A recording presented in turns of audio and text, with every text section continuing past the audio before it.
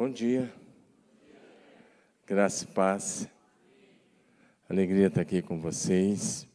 Muito obrigado, pastor Sebastião, irmã Sueli, esse casal é demais, família linda, maravilhosa, equipe pastoral, muito obrigado.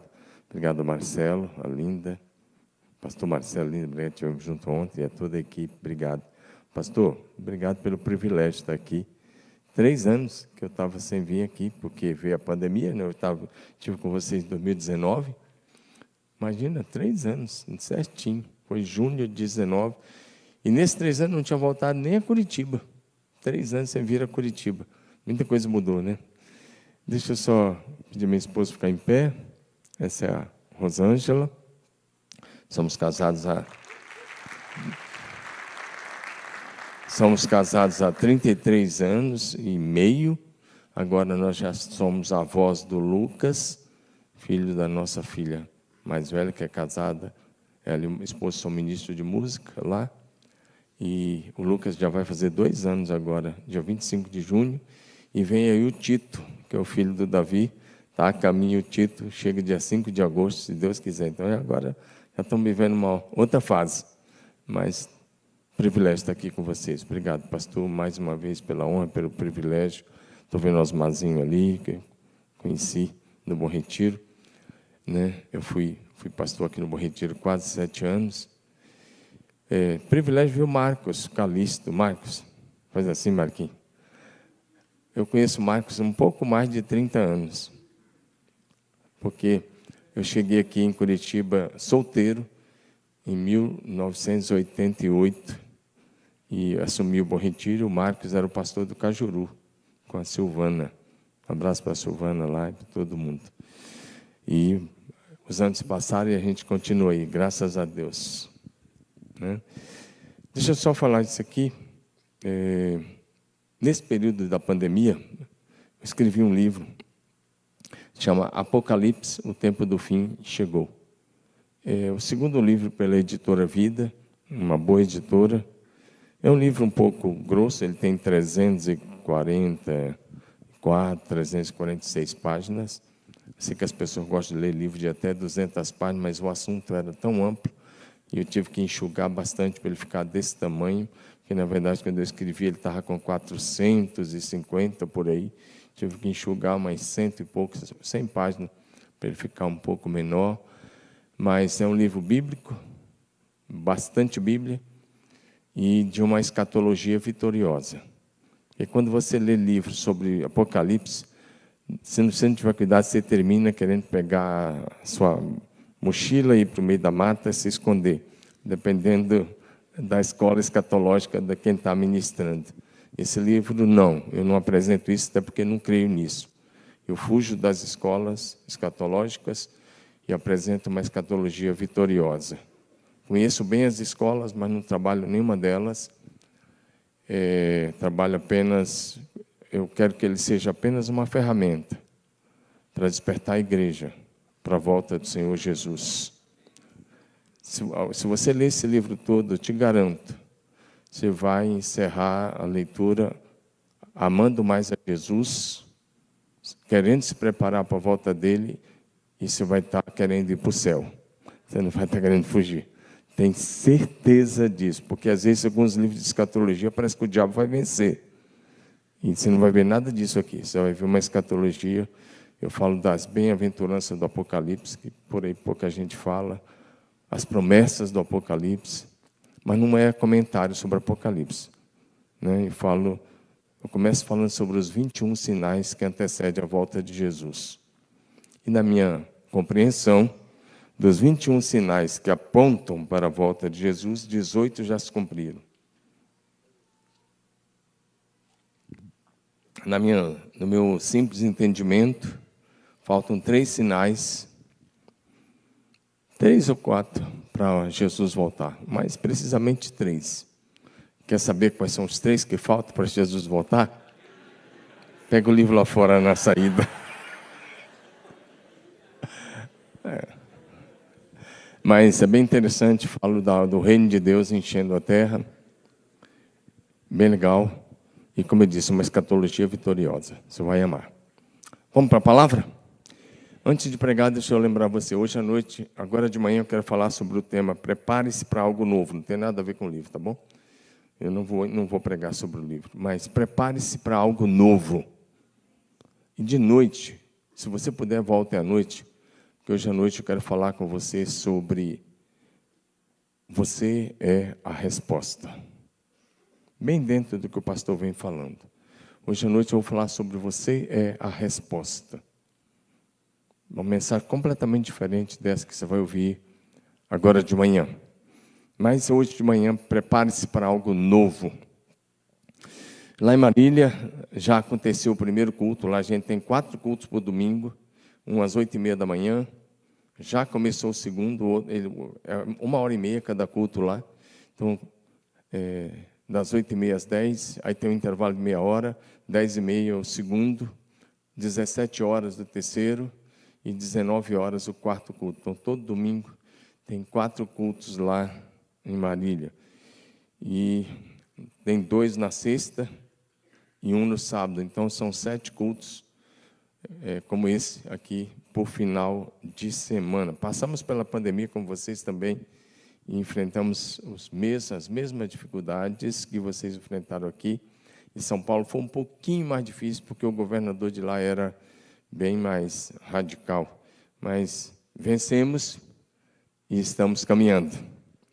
Isaías 43, versículos 18 e 19. Eu vou usar aqui, acho que a NAA, tá bom? Projeção. E durante a mensagem, pessoal da projeção aí, eu vou estar usando 3 versões. Então, às vezes eu vou te pedir o NAA, às vezes eu vou te pedir a NVT, e às vezes eu vou te pedir a NVI. Então, vou precisar de vocês aí, tá bom, galera? Isaías 43, 18 e 19 diz: não fique lembrando das coisas passadas, nem pense nas coisas antigas. Eis que faço uma coisa nova. Agora mesmo ela está saindo à luz. Será que vocês não percebem? Eis que porei caminho no deserto e rios nos lugares áridos. Pai, eu oro que o Espírito do Senhor aplique esta palavra em nossos corações nesta manhã e que o Senhor ministre trazendo revelação daquilo que é a tua boa, agradável e perfeita vontade. Te louvamos e te glorificamos. Em nome de Jesus. Amém. Diga comigo, bem bonito, todos vocês, preparem-se para algo novo. O problema é que quando a vida cristã, à medida que os anos vão passando, se você não tiver cuidado, a gente vai caindo numa rotina. E a gente começa a achar que vira a igreja e parece que a gente acha que já sabe o que vai acontecer. Mas eu quero dizer a você que Deus tem algo novo para cada um de nós.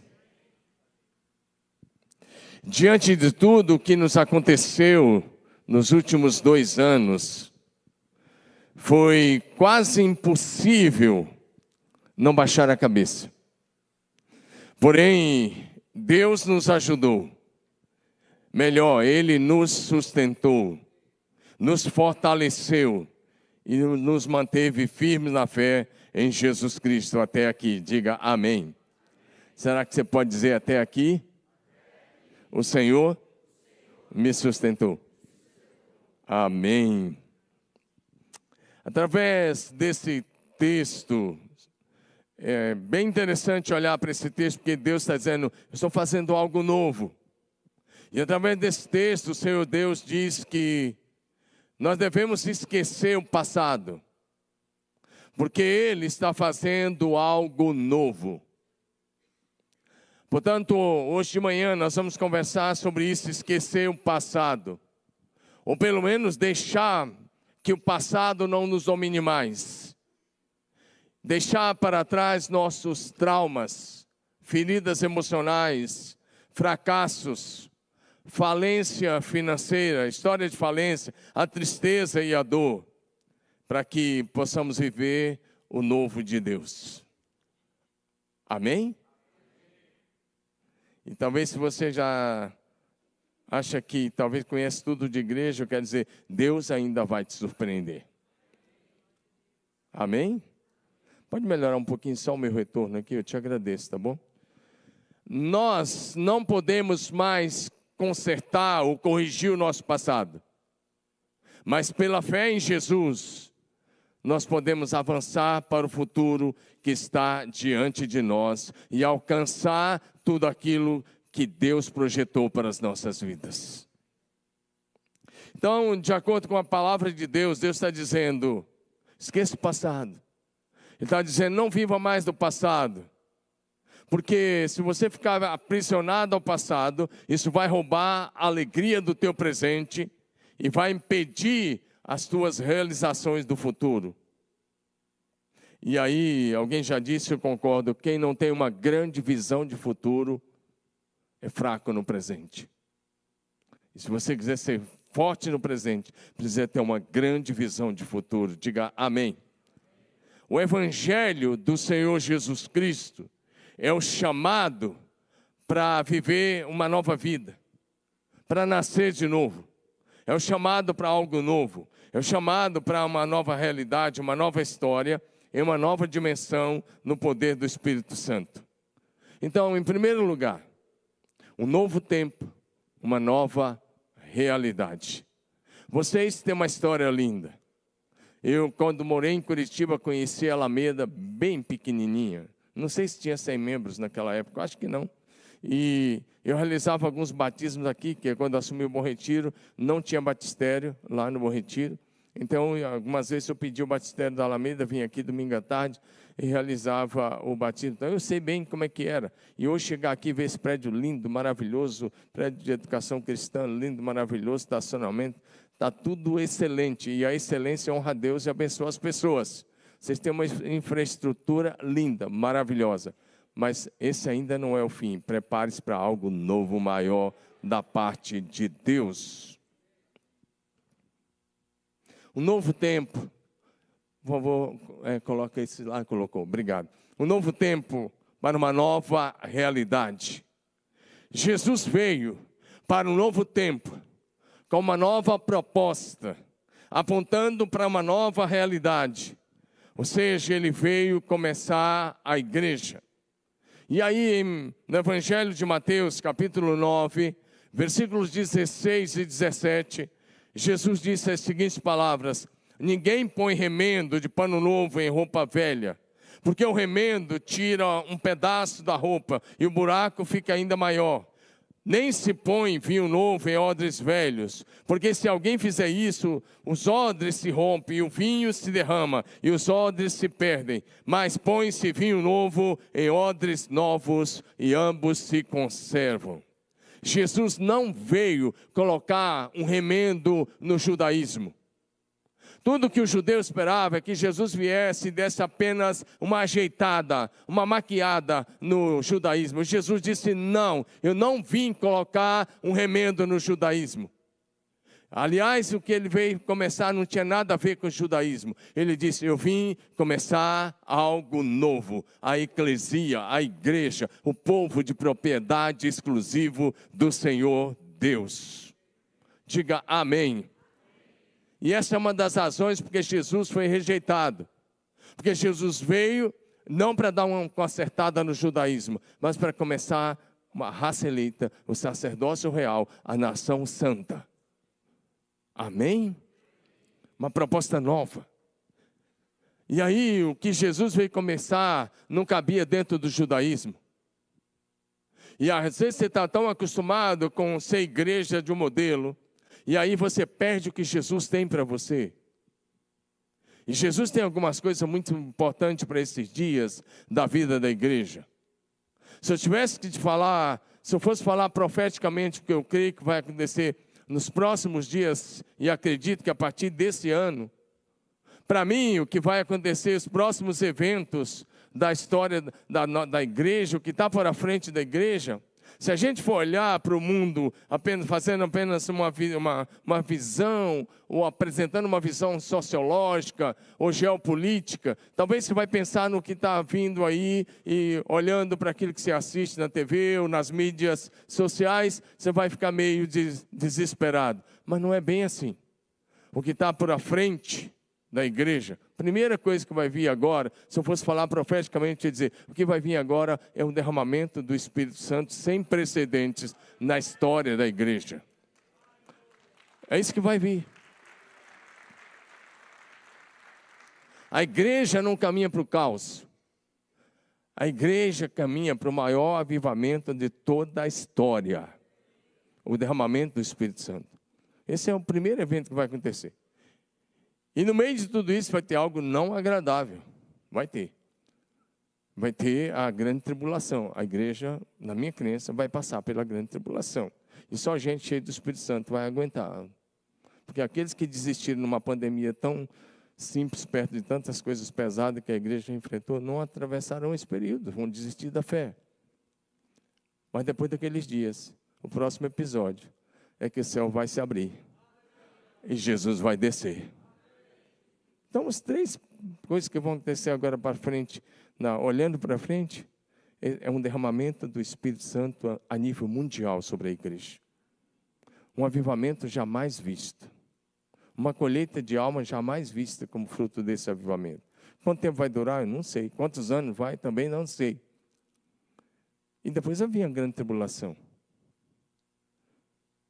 E depois, os céus vão se abrir. E Jesus vai descer. É isso que está na nossa frente. Posso ouvir um amém de quem? Estude a Bíblia com os olhos bem abertos, peça a revelação, você vai ver isso. Então, olhe para frente com otimismo. Olhe para frente como quem crê em algo grande. Olhe para frente como quem crê em algo jamais visto na história da igreja. Como eu disse, a igreja não caminha para o caos, a igreja caminha para a glória. Posso ouvir um amém de novo aí, de quem está bem acordadão aí? Você sabe que você está aqui hoje de manhã, fala muito a teu respeito. Porque você venceu o frio para estar aqui. Amém? O Evangelho de Jesus é o chamado para vivermos uma nova história. A gente sabe disso, todo mundo conhece. 2 Coríntios 5,17. Assim que, se alguém está em Cristo, é uma nova criatura. As coisas velhas já passaram e tudo se fez novo. Em Cristo, como já mencionei, 1 Pedro 2,9 vai dizer, nós somos a geração eleita, o sacerdócio real, a nação santa, o povo de propriedade exclusivo de Deus, para anunciar as grandezas daquele que nos chamou das trevas para a sua maravilhosa luz. Então, olhe para frente.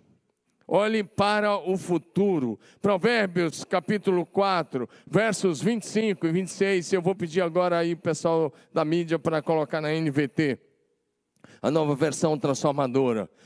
Provérbios capítulo 4, versos 25 e 26 diz, olhe sempre para frente. Será que você pode ler isso comigo? Vamos lá?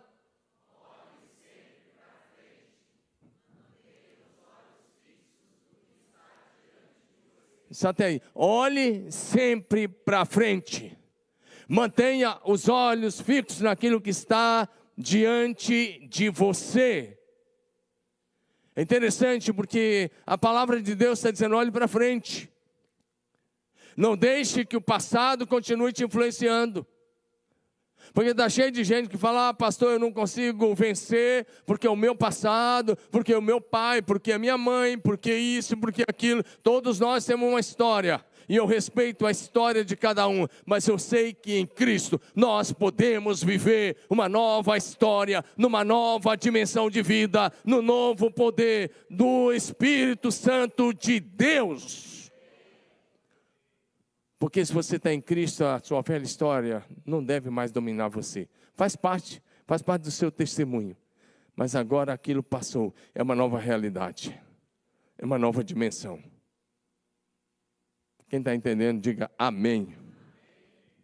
Agora, Olha o que está em Isaías, mesmo texto, 43:18, na NVI. 43:18 na NVI. Eu quero que você leia comigo esse versículo. Vai mexer contigo.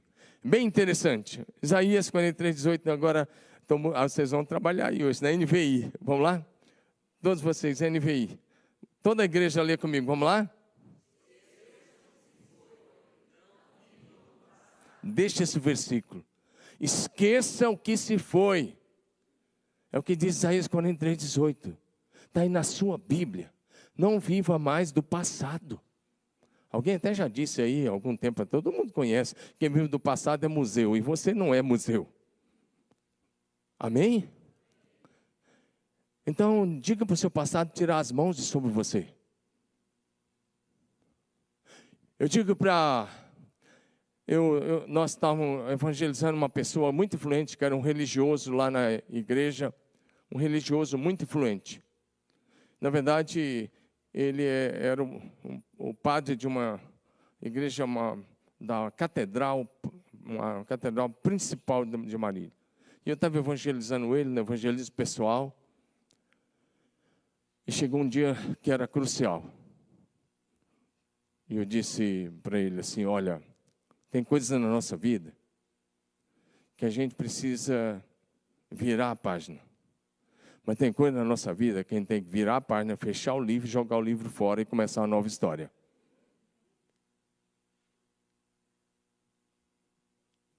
E hoje ele está lá na igreja. Eu tive a oportunidade de batizá-lo ano passado.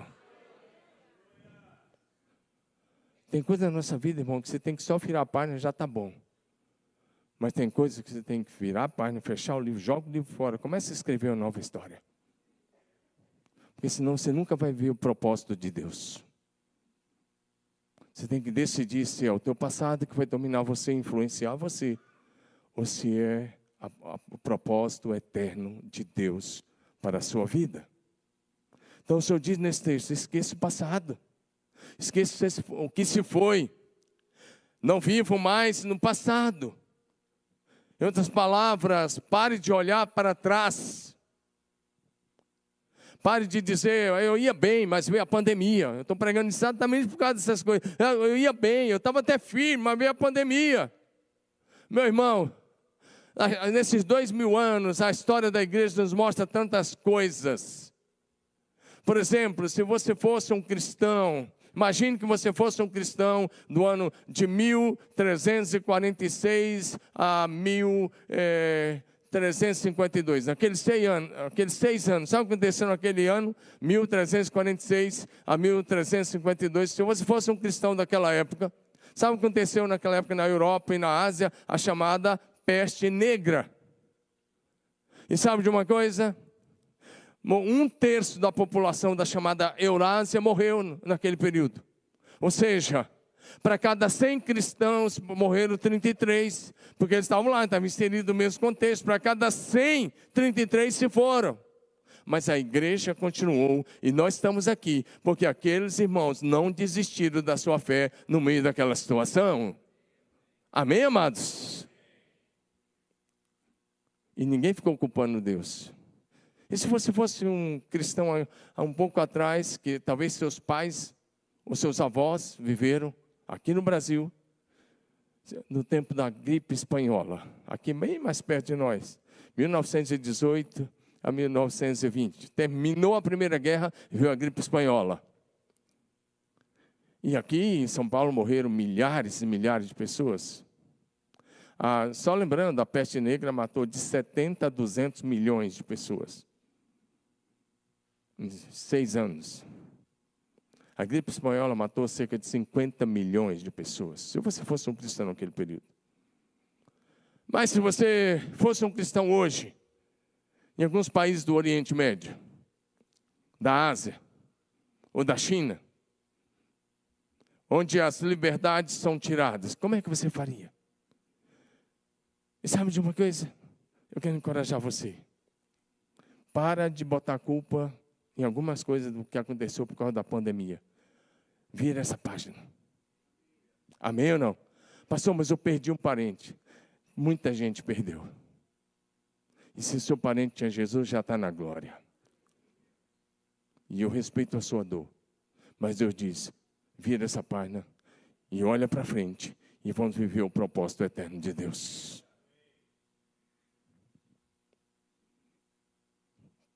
É bem interessante isso, olhe para frente. Jesus disse em Lucas 9, 62, quem põe a mão no arado e olha para trás, não é apto para o reino dos céus. E agora vamos recordar as palavras do apóstolo Paulo. Filipenses capítulo 3, versos 13 e 14. Paulo escreve, irmãos, contra mim, não julgo havê-lo alcançado, mas uma coisa faço, esquecendo-me das coisas que ficaram ou que ficam para trás, e avançando para as que estão adiante de mim, prossigo para o alvo, para o prêmio da soberana vocação de Deus em Cristo Jesus. Será que você pode ler essa parte que diz assim, esquecendo-me? Coloca de novo aí, projeção, por favor. Vamos lá, esquecendo o primeiro versículo, verso 13. Você pode ler isso comigo, vamos lá? Filipenses 3, 13, 3. Vamos lá? 1, 2, 3, esquecendo, começando a palavra esquecendo. Todos vocês, bem bonito, vamos lá?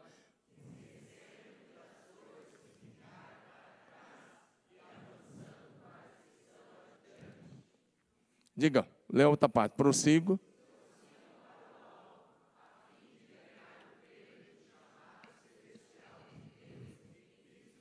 Amém? Diga, prossigo para o alvo. Se você quer viver o novo de Deus, é preciso virar essa página. E é preciso avançar para aquilo que está diante de nós. Porque como termina é que conta. Melhor do que você ter começado bem, é continuar crescendo e terminar aprovado em Cristo Jesus. O autor do livro de Hebreus, no capítulo 12 de Hebreus, ele, ainda não mudei o ponto, não fui ponto 12 ainda não, só segura um pouquinho aí, projeção. Não fui ponto 2, segura aí, volta um pouquinho. O autor do livro de Hebreus nos motiva a avançar, olhando firmemente para Jesus, autor e consumador da nossa fé. Por favor, projeção, Hebreus capítulo 12, verso 1 e 2. Hebreus 12, 1 e 2 diz assim para a gente. Portanto, também nós, uma vez que estamos rodeados de tão grande nuvem de testemunhas, livremos de tudo que nos atrapalha e do pecado que nos envolve e corramos com perseverança a corrida que nos está proposta, tendo os olhos fitos em Jesus, autor e consumador da nossa fé. Será que você pode dizer assim, corramos com perseverança? Diga de novo, corramos com perseverança a carreira que nos está proposta, olhando firmemente para Jesus. Nesses anos de caminhada cristã, eu já vi tantas coisas, inclusive aqui em Curitiba. E depois lá em Marília. Eu estou lá há 27 anos. Já vi tantas coisas. Que se eu fosse olhar para o lado esquerdo, para a direita, para trás, eu já teria desistido. Mas sabe de uma coisa? Eu aprendi a olhar para Jesus. E eu quero encorajar você, olhe para Jesus. Você nunca será envergonhado olhando para Ele. Você não será deixado para trás. Permaneça, insista, avance. Desistir não faz parte. Amém? Desistir não faz parte da nossa agenda. Amém? Nós vamos avançar até o fim. O autor de Hebreus diz, nós não somos daqueles que desistem para a perdição, mas daqueles que perseveram e avançam para a salvação. Hebreus 10, 38 e 39. Diga amém. Segundo lugar. Abra espaço para receber algo novo da parte de Deus. Você pode dizer isso comigo? Vamos lá. É o número 2. Vamos lá, todos vocês? Comigo, vamos lá? Abra espaço para receber algo novo da parte de Deus. Abra espaço na sua agenda. Abre espaço para receber o que Deus tem para você. Quando a gente fala de algo novo, vou te explicar aqui, vai ficar bem legal. Isaías 43, 19, agora na NVT, diz assim: pois estou prestes a realizar algo novo. Vejam, já comecei.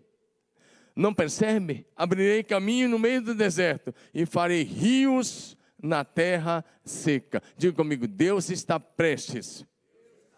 Diga, Deus está prestes a fazer algo novo. Essa igreja, eu sei que essa igreja ora.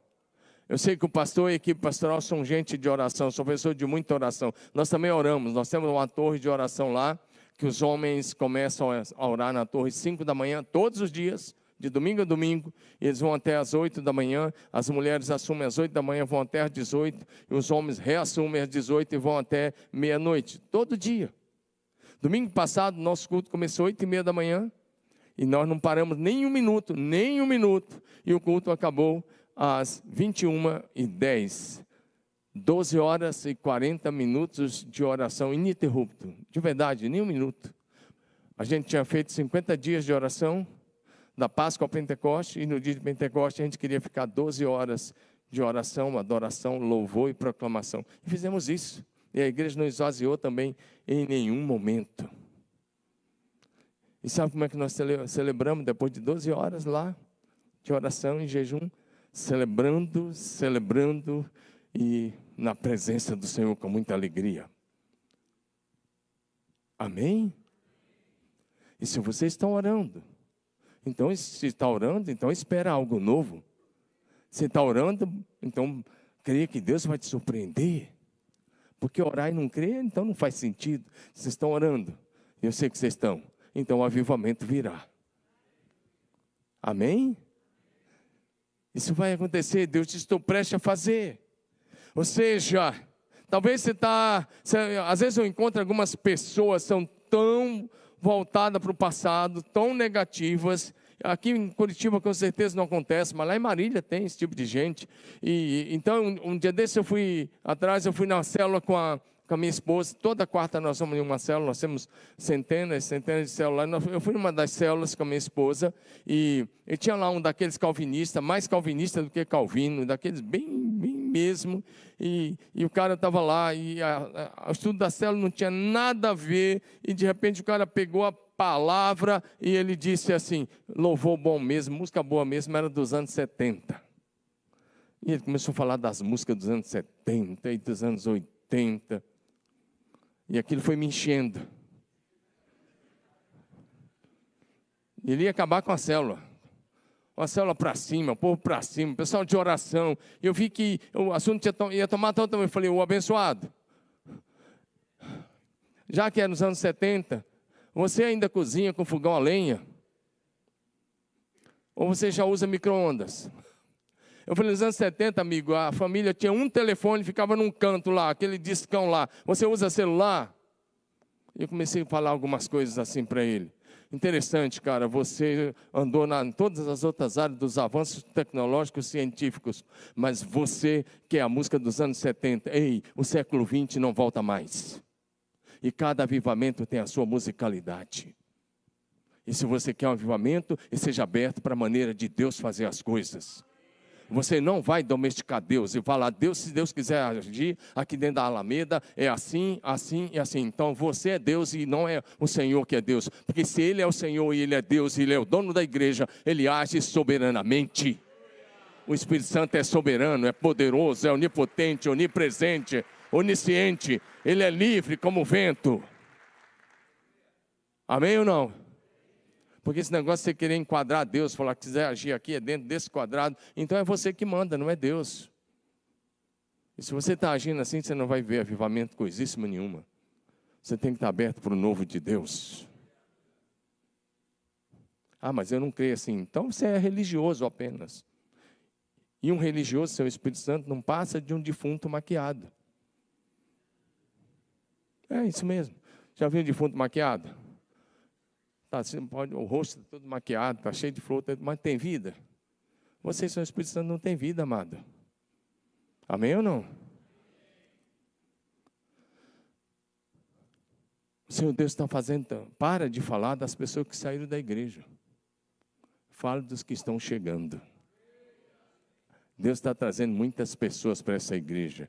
Muitas famílias virão e ficarão aqui. Vocês prepararam a casa e Deus vai trazer as pessoas. Dá um glória a Jesus aí. Às vezes, aqui também, acho que não acontece, mas lá em Marília acontece. Então, às vezes vou conversar com os caras são tão pessimistas, e eles começam a me lembrar. Pastor, mas lembra do fulano de tal? Uhum. Lembra do fulano de tal? Ah, pastor, ele saiu, não está mais. Eu falei, vamos celebrar os que chegaram? Amém? Porque no meio da pandemia, quando a maioria das igrejas não estavam batizando, Deus me deu uma ideia legal. Nós estávamos com muito mais de 500 células quando veio a pandemia. Só dos cursos de família nós tínhamos 120 turmas funcionando e veio a pandemia. Ou seja, eu estava com 640 pequenos grupos quando chegou a pandemia. E de um dia para a noite, de uma semana para outra, eu fiquei com 13. Esse número não é bom, por favor. Esse número é... Eu fiquei com 12,5. E aí, fiquei com 12,5. E 8 online, e 5 só presencial. Imagina uma queda dessa. E eu fiquei 8 meses. Eu ia lá, com aquelas 1.500 cadeiras, e eu olhava para a câmera, eu pregava para a câmera, saía e chorava. 8 meses, sabe o que é isso? Quase 9 meses. Para mim, mais de 8 meses. Fazia o louvor com uma pequena equipe reduzida, e colocava o culto na TV. Nós compramos os horários da manhã e da noite na TV. O culto lá sai na TV, local e regional. Então ia para a TV, saía na TV, o pessoal acompanhava de casa. E quarta-feira também as células tiveram que parar. Eu tinha gente que não queria parar, mas ficou tudo online. Agora, presta atenção. Chegou julho. Aí chegou julho e eu fui cortar o cabelo. Na barbearia que eu vou já há 20 anos. Eu sou bastante conservador nessas coisas. E aí,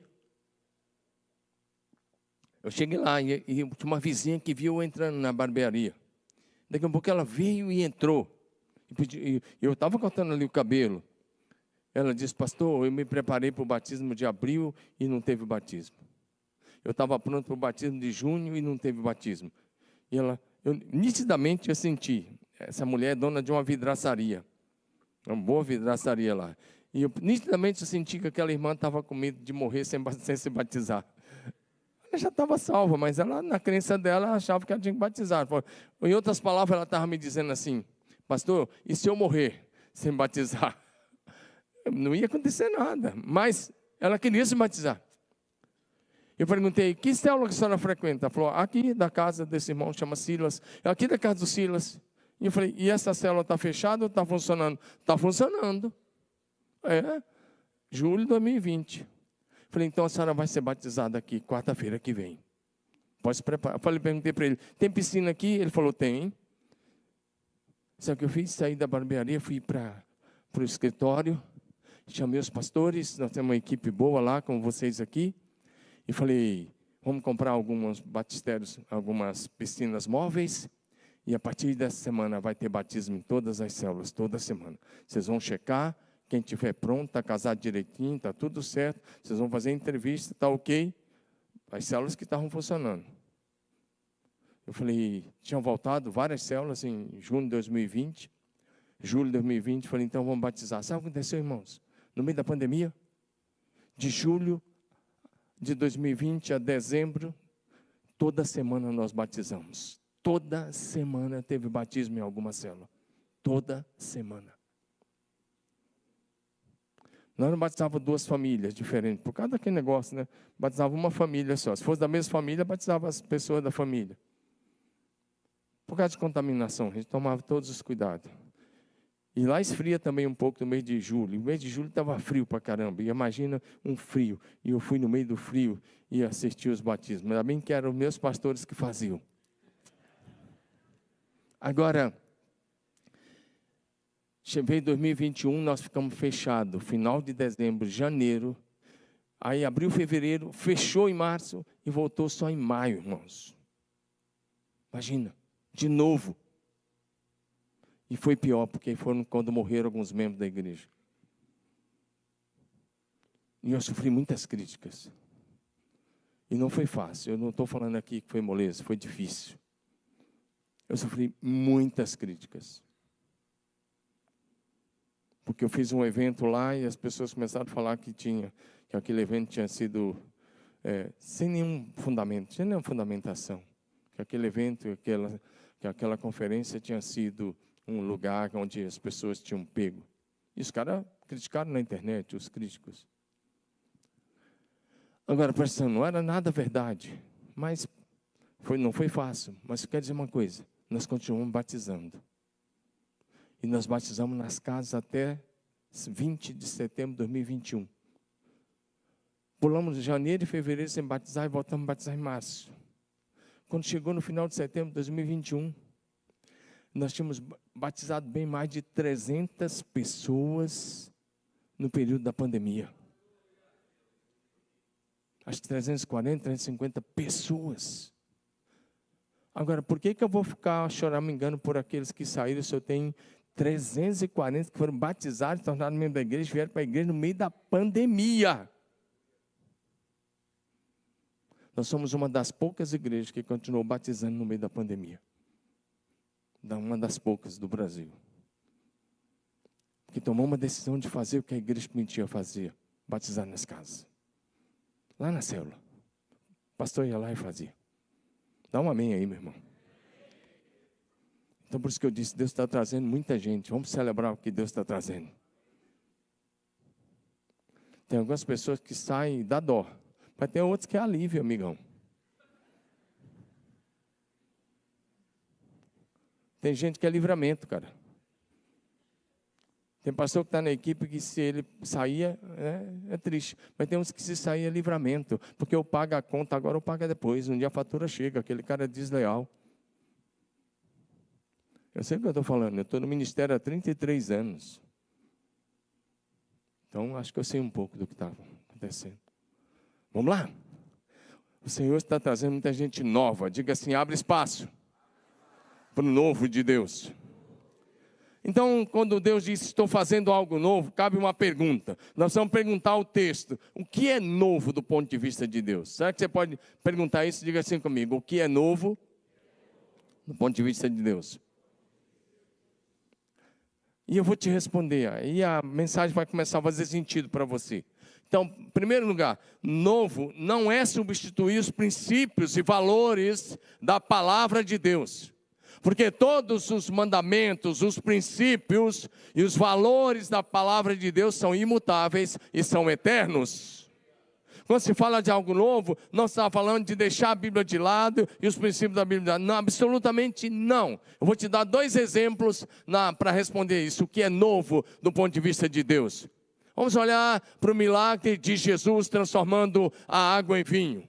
Lá em Caná da Galileia, naquele casamento, João 2, de 1 a 11, não vou ler o texto. O primeiro milagre de Jesus foi em Caná da Galileia, numa festa de casamento, onde ele transformou a água em vinho. Primeira pergunta, por favor, interage comigo, tá bom?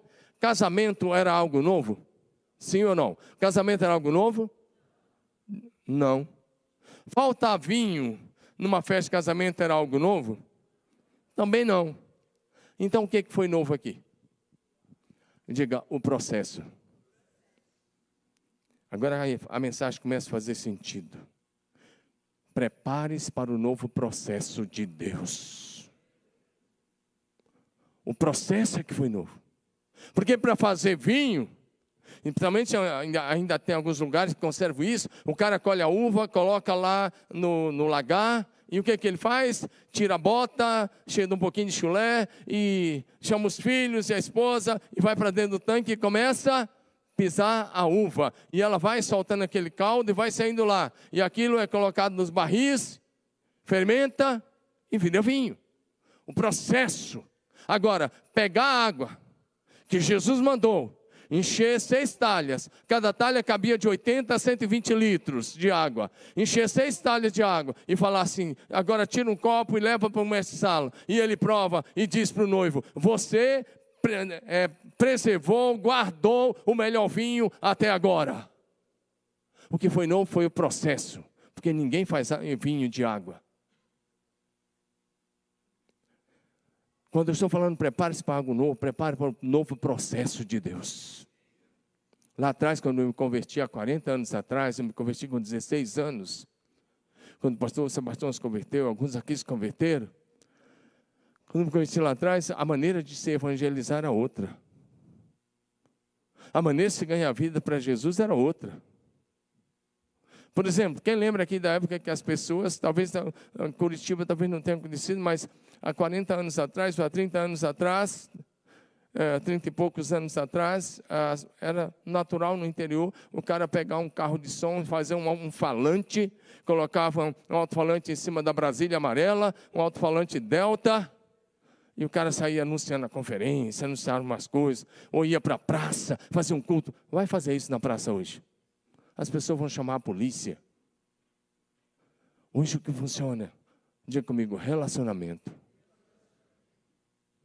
Eu conversava ontem com o Marcelo e eu disse que nós começamos a trabalhar com Casado para Sempre lá na igreja no ano de 1998. Portanto, há 24 anos atrás nós começamos a trabalhar com Casado para Sempre. E nossa igreja cresceu de 200 membros para 1.200 membros, só trabalhando com Casado para Sempre, educação de filhos, finanças e Seminário Veredas Antigas. Eu não fazia célula.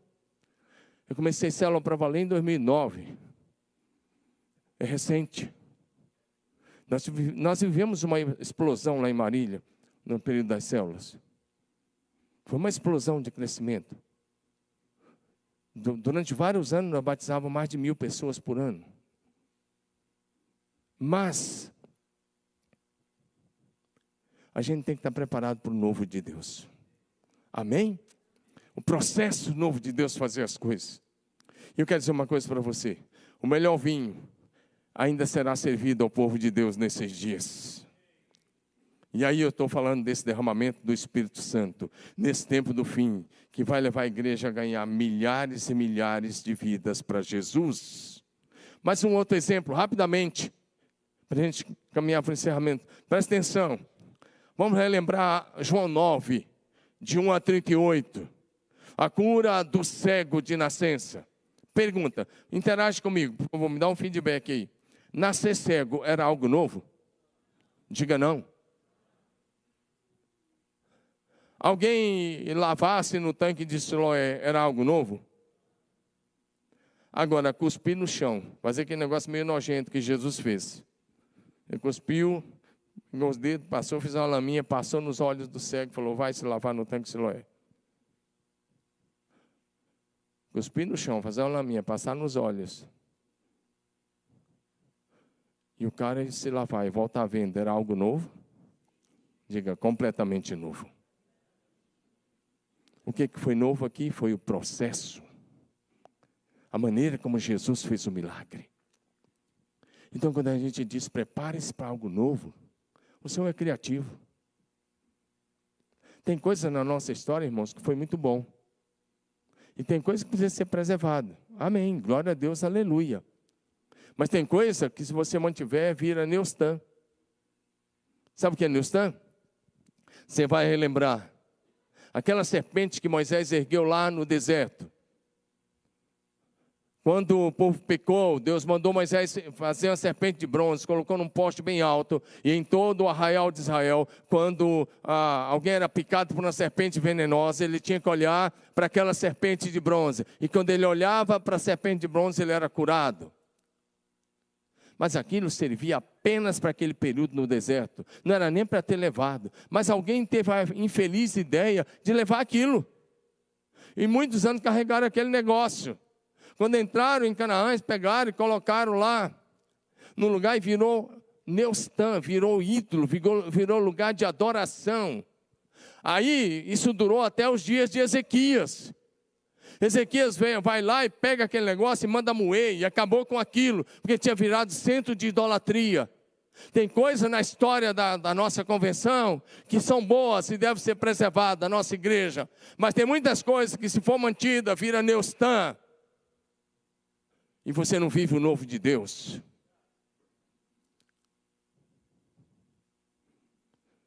Então é preciso que a gente saiba a maneira, o processo, como Jesus realizou as coisas foi novo, inclusive para os judeus. Eu quero encorajar essa linda igreja. Prepare-se para o novo, preparem-se para o novo tempo de muitos milagres. Preparem-se para viver os sinais, as maravilhas da parte de Deus. E eu quero dizer mais, preparem-se para um novo tempo, onde vocês viverão naturalmente o sobrenatural.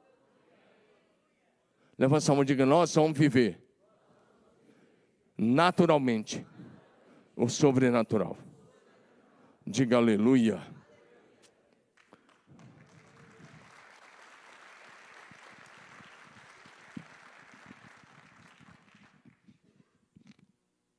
Fica tranquilo, mas eu vou encerrar dentro do horário, tá bom?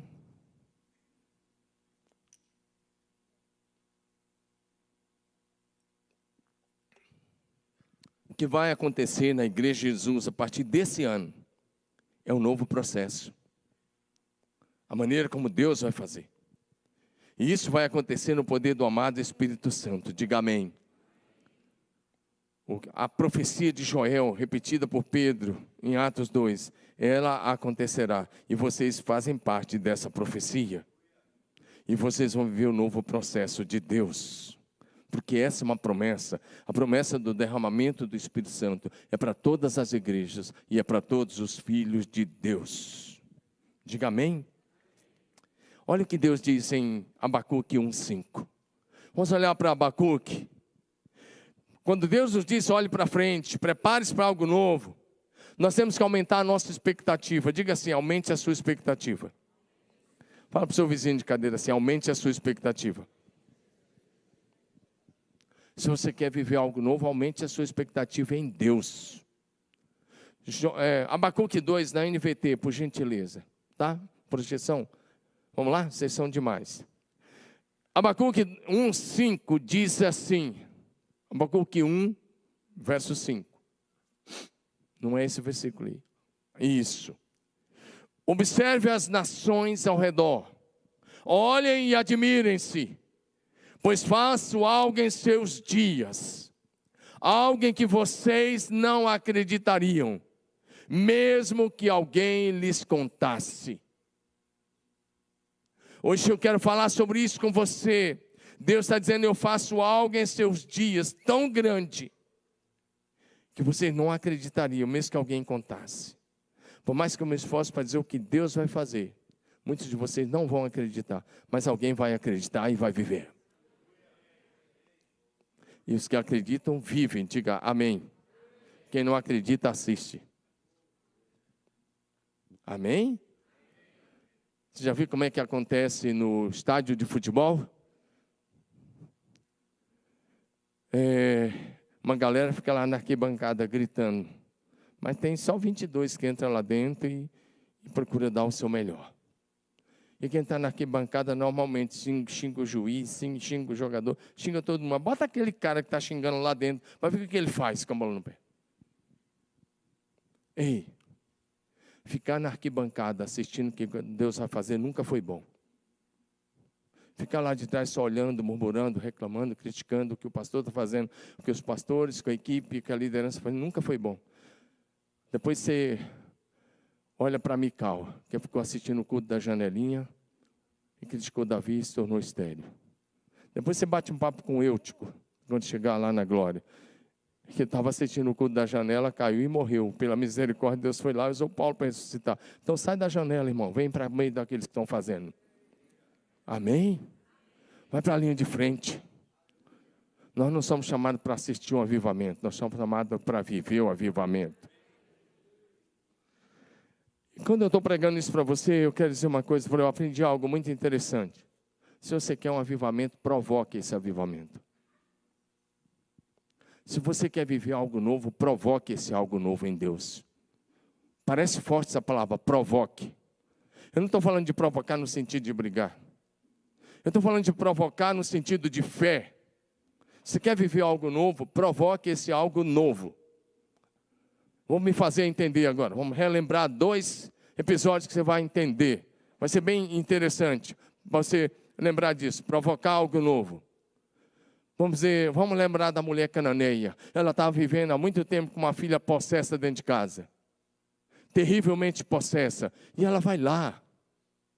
E ela busca Jesus, fala: Jesus, tem misericórdia. Jesus fazia de conta, não estava nem ouvindo. Aí ela vai insistindo e os discípulos chegam. Jesus dá atenção para ela. Ela está enchendo a paciência já. Era mais ou menos isso que o Pedro talvez falasse. Ela está aí, incomodando já. Aí Jesus fala assim, usou um provérbio popular, bem que machucaria qualquer brasileiro. Mas era um provérbio popular. Jesus disse: não é bom tirar o pão da boca dos filhos e dar aos cachorrinhos. Meu Deus, qualquer um de nós, com o que está aí, que todo mundo se sente discriminado, com muito menos. Todo mundo hoje nós estamos vendo um negócio aí que as pessoas estão cheias de mimimi, com muito menos. Cada um de nós ia falar assim: fui. Não dava nem tchau para Jesus e falar: nunca mais eu quero saber desse Jesus. Porque ele me discriminou, me chamou de cachorrinho. Mas a mulher não, ela provocou o milagre. Sabe o que ela olhou? Eu sei, Senhor, eu conheço esse provérbio aí. Sabe que tem uma coisa? Os cachorrinhos também comem das migalhas que caem da mesa dos seus donos. Aquela mulher estava provocando o milagre. Quando Jesus ouviu isso, era o que ele queria ouvir. Ele olhou para ela e disse: ó mulher, grande é a tua fé, seja feito como você creu. E naquele mesmo momento, a filha dela foi curada. Quer viver algo novo? Então provoque algo novo. E para viver, para provocar, nós temos que sair do comodismo, da oração, da vida na palavra, do nosso estilo de vida cristã. Quer ver um outro exemplo? Rapidamente, o cego de Jericó. Imagina o ceguinho lá em Jericó. Ele está lá, pedindo esmola. De repente tem um barulho e alguém fala assim: é Jesus de Nazaré que vai passando. E ele começou a gritar: Jesus, filho de Davi, tem compaixão de mim. Jesus, filho de Davi, tem misericórdia de mim. E a galera, vocês não vão ficar bravos comigo se eu falar aqui? A galera da esquerda começou a falar: cala a boca, Celinho. Cala a boca, Celinho. Não é para você não, rapaz, cala a boca. A galera começou a gritar: fica quieto, cego, para com isso. E quanto mais eles tentavam impedi-lo, mais ele gritava: Jesus, filho de Davi, tem compaixão de mim. O que ele estava fazendo? Estava provocando um milagre.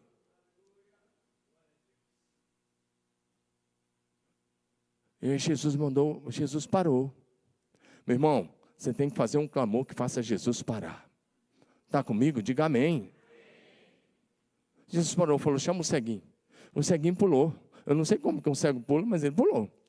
E ele jogou a capa para trás. E ele foi até Jesus. E Jesus disse: o que é que você quer que eu faça? Ele disse: eu quero ver outra vez. Jesus: veja, a tua fé te salvou. A mulher cananeia provocou o milagre na vida da filha. O cego provocou o seu milagre. E você vai provocar algo novo da parte de Deus? Para a gente finalizar, uma das coisas que Deus vai fazer é que Deus vai trazer gente do sul dessa cidade, do norte, do leste e do oeste. Vocês estão no oeste aqui, né? No leste e no oeste da cidade, de todos os lugares, virão pessoas que haverão de se converter e haverão de servir a Jesus aqui com vocês. E vocês precisam estar abertos para isso. Quero relembrar 2 versículos. Lembrar-se-ão do Senhor, e a eles converterão os confins da terra. E perante eles se prostrarão todas as famílias das nações.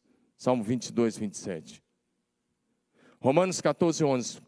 Por minha vida, diz o Senhor, diante de mim se dobrará todo o joelho, e toda língua dará louvores a Deus. Será que você pode levantar sua mão e dizer assim: todas as famílias de Curitiba? Bem bonito, de novo. Todas as famílias de Curitiba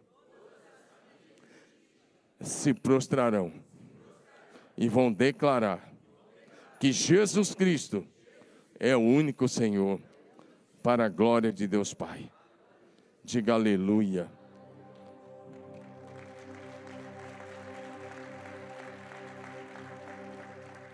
Prepare-se para algo novo, porque em Jesus e com Jesus o seu futuro será glorioso. O que está diante de você não é a morte, é a glória da eternidade. Diga aleluia. Creia que você vai prosperar nesse novo tempo. Diga, eu vou prosperar muito nesse novo tempo. Diga. Não tenha medo de falar isso não é pecado não. Pecado é você não crer. Diga, eu vou prosperar muito nesse novo tempo. Diga, eu vou viver o melhor de Deus. Diga, dias, meses e anos de avivamento, de céu aberto, da manifestação da glória de Deus. Eu quero convidar você a ficar em pé. Eu quero pedir a projeção colocar um último versículo. Aliás, penúltimo versículo. Vamos lá, pessoal do louvor, dá um...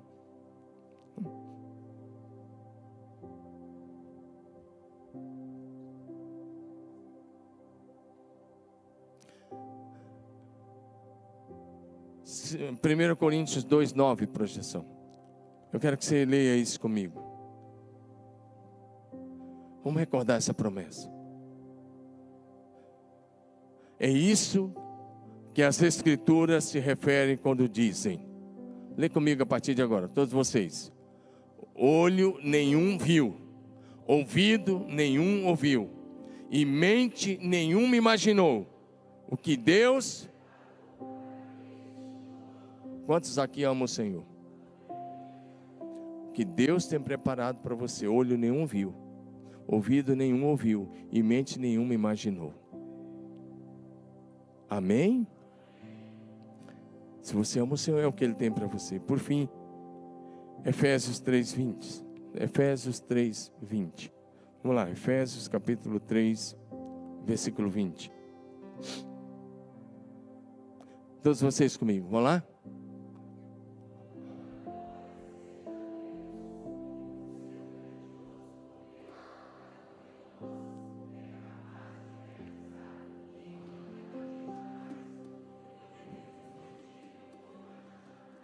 O texto, na outra versão, diz: Deus é poderoso para fazer infinitamente mais do que tudo que somos capazes de pedir ou imaginar, conforme o poder do Senhor que opera em nós. A história da igreja não se encerrará com o triunfo de nenhuma ideologia política ou religiosa, mas com o triunfo de Jesus Cristo e a sua amada igreja. Me permita só mostrar um vídeo para a gente orar, antes de cantar. Por favor, quero que você assista um vídeo de 4 minutos. Eu pedi para ficar em pé, senta um pouquinho só para assistir esse vídeo e a gente ora. Vamos lá? Assiste esse vídeo, por gentileza, está lá na projeção. Olha o que Deus pode fazer na sua vida.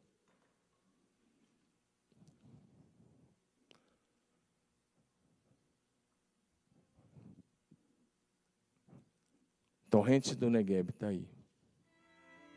O Negueb está localizado no extremo sul da Palestina. Um lugar muito árido, um dos mais baixos da região. O deserto do Negueb é uma grande extensão de terra improdutiva. No entanto, as águas da chuva serôdia, que cai abundantemente na região por um longo período de tempo, é armazenada nas partes mais altas da região.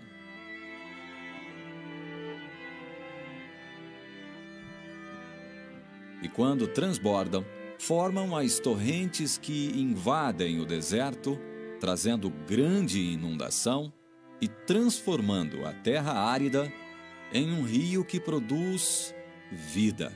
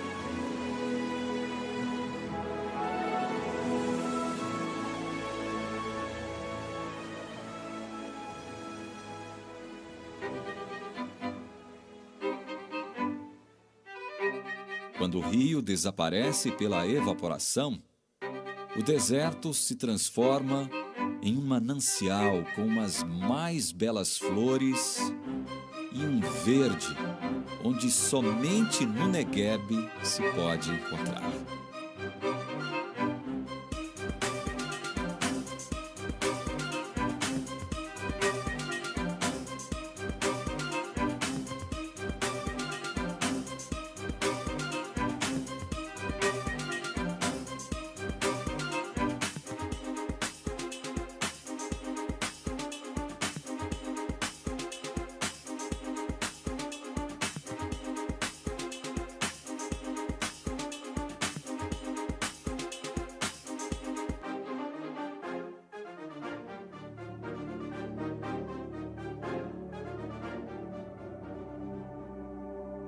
Ó Senhor, faze com que prosperemos de novo, como as torrentes do Negueb. Fique bem.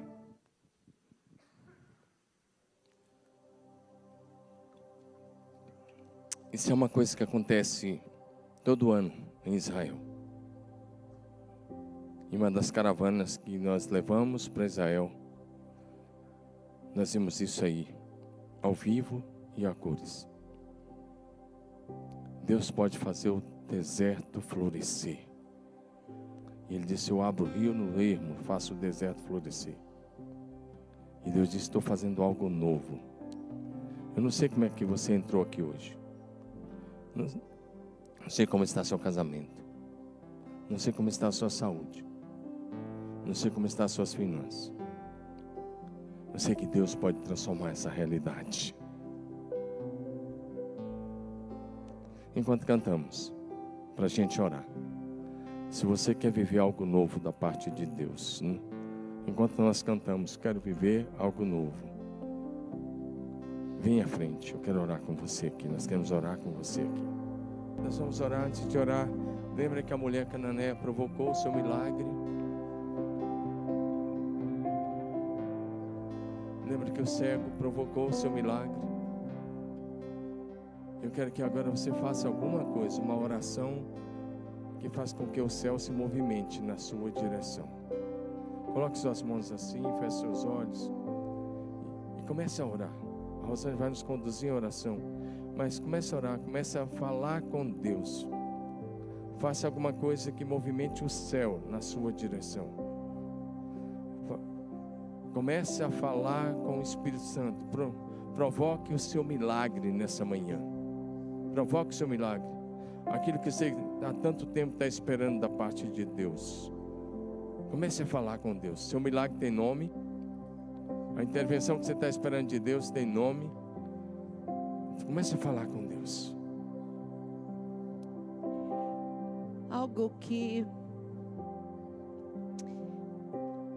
o Espírito Santo de Deus trouxe ao meu coração agora é que tem muitas pessoas que há tanto tempo estão pedindo por algo e estão pedindo há tanto tempo que já não creem mais naquilo que estão pedindo. Estão pedindo porque se acostumaram a pedir, mas não estão crendo que Deus realmente pode fazer. E nós cremos em um Deus que pode todas as coisas. Nós cremos em um Deus que pode fazer o deserto florescer. O deserto da tua vida pode florescer, porque Ele faz isso. Pai, em nome de Jesus, nós queremos nesta manhã que o novo que vem da tua presença, o novo que vem do teu trono seja derramado sobre cada vida nesta manhã. Pai, traz novamente esperança, traz novamente um renovo de coisas, Pai, que os teus filhos estão esperando, mas que já não estão crendo mais. Deus, em nome de Jesus, nós declaramos que o sobrenatural do Senhor é realidade nesta manhã. Pessoas aqui estarão sendo curadas agora, pelo poder do Senhor Jesus. Toca agora, Pai. Toca com tua mão saradora. Tira agora, Pai, mágoas. Tira agora, Pai, dos corações entristecidos toda tristeza e traz alegria. Renova o pensamento, renova a fé, renova o coração.